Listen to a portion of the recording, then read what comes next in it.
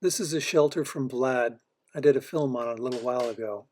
It was an inspiration for me to create a bicycle camper that was just simple and freeform. I made this sample a little test shelter using branches and canvas. So after making that, I decided to go for it. The base frame was made very similar to my Nomad bicycle camper, but instead I used paneling for the floor. I didn't have very many branches that looked good to me, and I needed this more symmetrical, so I started using bamboo.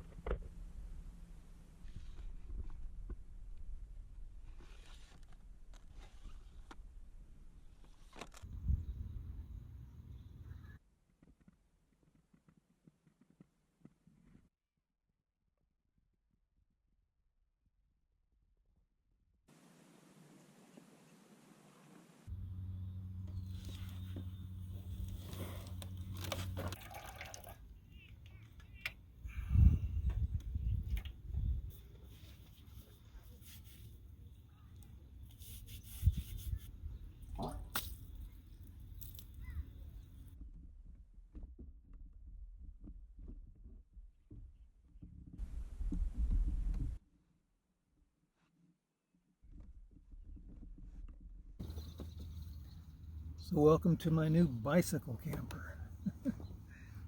So this was an attempt to try to make something a little more El Natural. Bamboo I got from my neighbors. I drilled holes in the base for the bamboo, and then I shot a nail through it, going horizontal to keep these in place.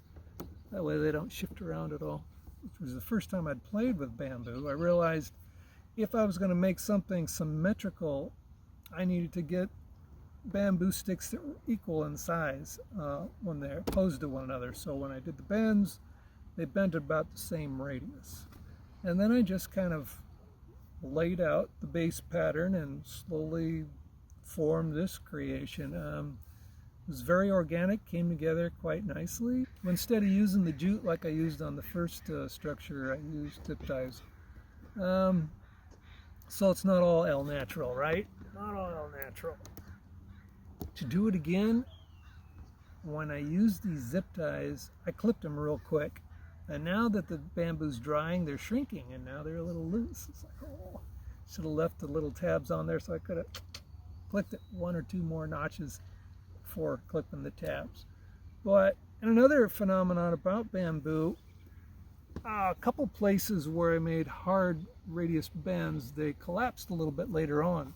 So that's something to watch out for. I've always wanted a pioneer looking Conestoga rustic look, and I wanted that chimney going out. I've seen these on old gypsy wagons and I wanted that look, so I had some old cedar boards from my 60-year-old house, cut them up and made the door and the wall. And I always choose my doors to go up, not to the side. A lot easier to go to the side because it's hard opening this and getting out. But once you're out, you get your stick, put it in there, and now you've got a rain shelter and also a desk to work off of. It's kind of handy. Knew it was going to be a few extra pounds, and it did. It's probably about 15 more pounds than my other Nomad bicycle camper, but I don't care.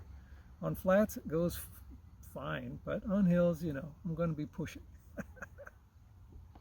Oh well. Anyway, I bought a 9x12 canvas sheet, and that was ample enough to cover this whole structure. It was actually a drop cloth, is what I did. Bought one at Lowe's for about 22 bucks. To do it again, I'd get some other higher quality canvas. I was going to El Cheapo.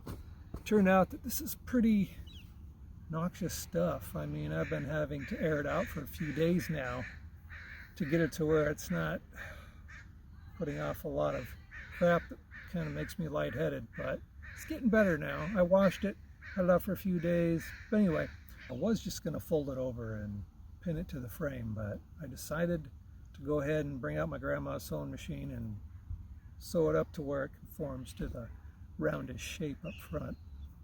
Not long ago I decided to try to insulate this thing, so I bought a comforter at a secondhand store for $9 and tore it apart and just used the liner and the polyester material and put that in between the frame and the canvas.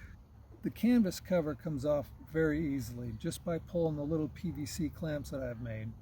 And cover can come off. You can wash it, dye it, or you could put the insulation back on in wintertime and attach it back to the frame. Works out pretty good. I decided to sew up some pillows, leftover material from the comforter. The remainder of the canvas, I made these little storage sacks. You know, why not? There's not much room on the sides here. The framing had to come in a little ways in order to attach it to the frame, so I lost a little room there. Hence, I'm just trying different things out. The heater, well, it's kind of fun. I went to the glass shop and had them cut me up some 2-inch by 3-inch rectangles of fire retardant glass. A 1/2-inch square tubing, notched it with my angle grinder so I could slip the glass in, cut an opening into the propane tank, welded that into there, and the top is removable for nighttime use, or I could take this off, and the opening, actually I found this pot, fits perfectly over there, so I'm getting direct contact, not metal through metal. The way I can heat up whatever I'm heating up a lot faster. Yeah, just a little bit of aluminum tray, and that is adequate enough to keep, you know, this is not a real hot unit. Hot. Not enough to heat the material up. Drill the hole on the side to use for my lighter. That way I could just poke it in there, light it, and then to close the hole, little magnet. Fits right over the hole. Closes that up. So I try to create a system where it's not taking any oxygen from the inside of this structure, and also venting out the fumes, as you can tell, from the chimney outside. And that's just a 2-inch drain pipe. So to structure this small, you definitely want some ventilation. I went ahead and cut this big hole out here on the door, put bug screen on there. That's going to be permanent no matter what. It's not going to be glassed or plexiglass. And then I got my door opening there. I love it. This way you're not scrunched up all the time. Kick back and just sit in a normal place working on your computer, right? Or watch videos on your computer. On my solar panel, you see up outside there are actually 4 separate Christmas tree lights. And each one of those little panels charges up a AA battery. And that's ample enough to charge these lights at night. Went to the dollar store, got a lot of just dollar stuff. This was $1. These were $1. These are kind of fun. I added little picture hang hooks on there, just little grommet, or a little rivet. Works pretty good. You don't need to see that, it's cool. Anyway, here I got all my basic essentials: toothbrush, toothpaste, fork, spoon, spatula, etc., etc. And those too, dollar store. So $1 here, $1 there. It wasn't too much to put together. And the extra material from the comforter, I made sacks here and a couple pillows. Why not? You know, had the sewing machine out. Oh well, I got what I wanted, and when it's parked, it's a real comfortable place. So anyway, there it is in a nutshell, folks. Hey, thanks for watching. Have a good day, everybody. Go out and make your own bike camper. Bye-bye.